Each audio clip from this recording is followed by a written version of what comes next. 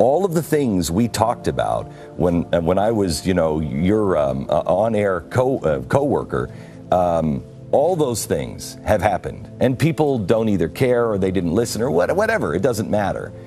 Other things that we talked about and other things that we're now seeing are going to happen. The dollar is not going to last. So what does the world look like?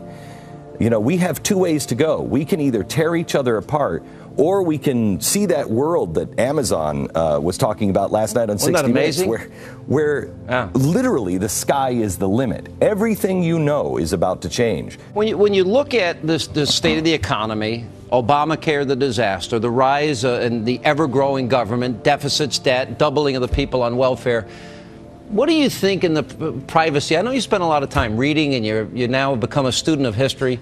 What do you think privately is going to happen to this country? I think that we are in trouble. Yeah, and I think that we are in a situation that we will either rise to the occasion and be our best selves. I saw something that happened over the weekend, Sean, a poll that came out. I know you must have talked about it today. 70% of Americans don't trust each other. They think only 30% of this country you can trust. If that remains true, well, we then become Europe. We see signs that with the noblest of intentions, the Obama administration is in a kind of headlong retreat from the kind of global engagement that, in our view, offers the best hope for peace. Quick final thought from you, because you say openly in your essay that you're reserving judgment on all of this as we learn more over the next several weeks. But one of the things that you talk about in a broader perspective is global powers trying to rearrange themselves into a new global world order. What we're seeing is a kind of a concerted pushback by these three countries. I think we have to watch it carefully to see whether, in fact, this is the opening of a new moment in international history. Very interesting. Whether, in fact, this is the opening of a new moment in international history. New mystery surrounding One World Trade Center. For about a year, New Yorkers have reported hearing an eerie sound coming from the newly constructed building. They call it haunting, and it's got a lot of people talking. Rick Leventhal joins us now. So, Rick, you went down there. You did some investigative work. What did you learn?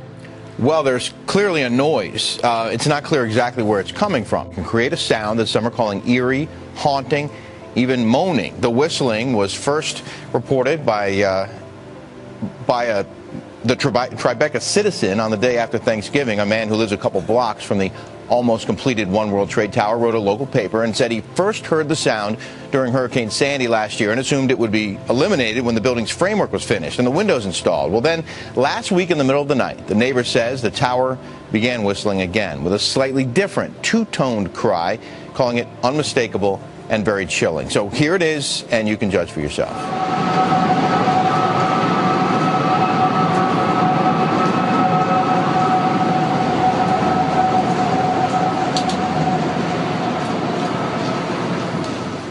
One of them is the mechanical mismatch between humans and electronics, right? So electronics are boxy and rigid, humans are curvy and soft. That's a mechanical mismatch problem. Well, a researcher at the University of Illinois, his name is Dr. Rogers, what he did is he founded a company and they started making electronic tattoos. So I'm wearing one here on my arm. Do we have a camera to get a... This is a developmental system made by MC10, and it has an antenna and some sensors embedded in it. And what we plan to do is work with them to advance a tattoo that could be used for authentication. Now, it may be true that 10 to 20-year-olds don't want to wear a watch on their wrist, but you can be sure that they'll be far more interested in wearing an electronic tattoo, if only to piss off their parents. That's something that you wear, but you could also imagine including authentication in just your daily habits. So I take a vitamin every morning. What if I could take vitamin authentication? What? Vitamin authentication. Look, I have one right here. Well, here, I'll let you hold it. Would you like to hold it? I'll hold it. Okay. So this... You guys see it? This pill has a small chip inside of it with a switch.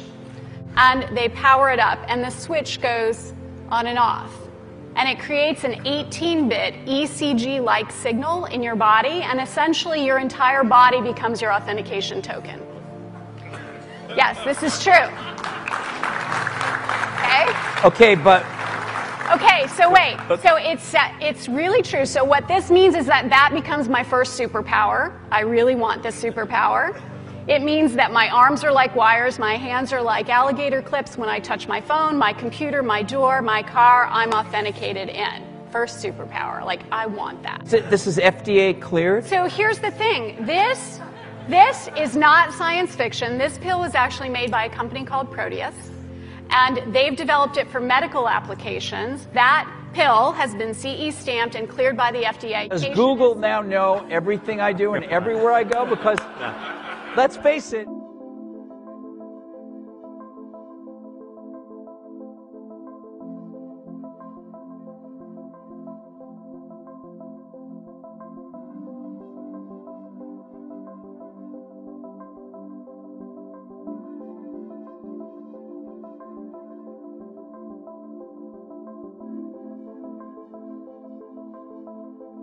If you have never heard of Bitcoin, you are probably not alone, but the online currency is gaining popularity around the world, and now in eastern Kentucky. WIMT's Brittany Nada looked into the cyber money to try and answer some questions about how it works.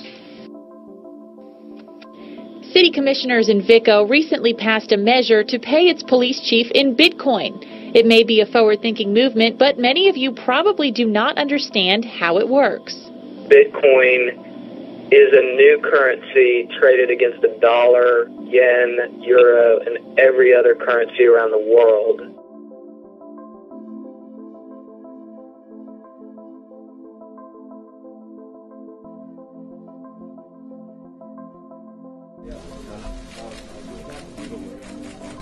Israel is ready for historic peace, and it's a peace based on 2 states for 2 peoples.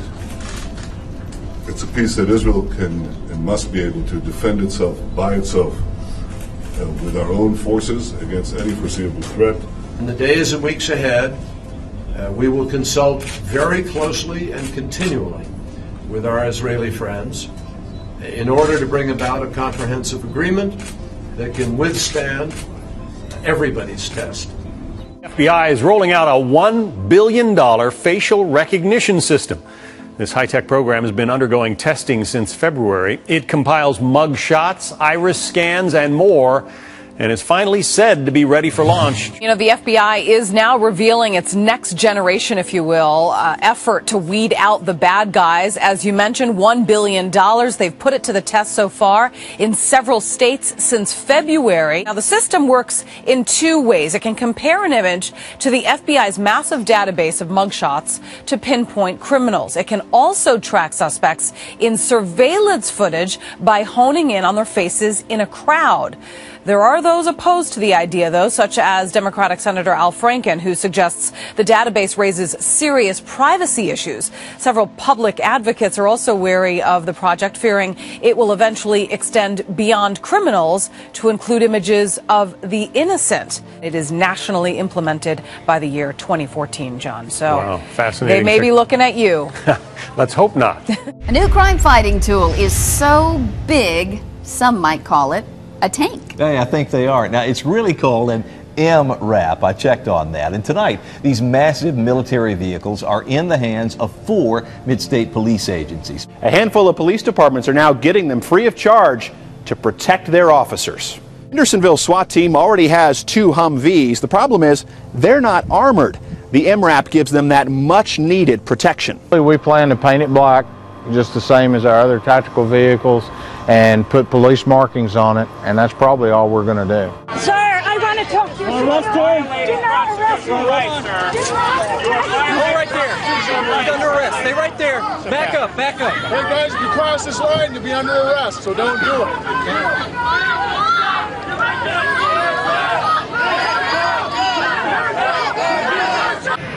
Amy, we're going to get you out of here very soon. Yes, we have everything. This was, Amy, a reporter being arrested by police who were dressed like stormtroopers out of a Steven Spielberg movie.